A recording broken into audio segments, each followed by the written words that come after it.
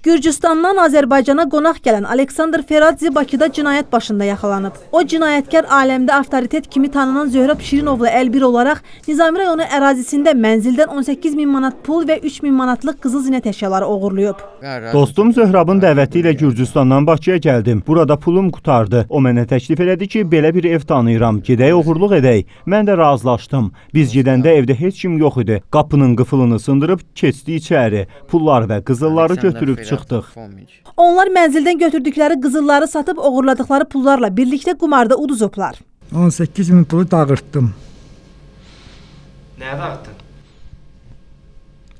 Problemlərimə.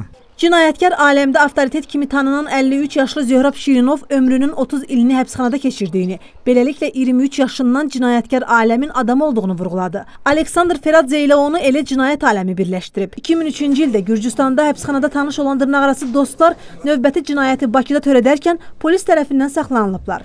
Bakı şəhər Naxçıvan küçəsi 48 saylı ünvana yerləşən mənzilə qanunsuz daxil olmaq istəyərkən ev yəsi həmin vaxtı evdə olduğundan həmin şəxslər hadisə ilə qaçmaq istəyərkən hadisə ilə gəlmiş polis əməkdaşları tərəfindən tutulmuşdur. Dəstə üzvlərinin digər rayonların ərazisindən də oğurluq etdikləri istisna edilmir. Onlar barəsində Nizami rayon polis idarəsində oğurluq maddəsi ilə cinayət işi başlanıb. Simnarə Həmidqızı, Elnur Abbasov, Space.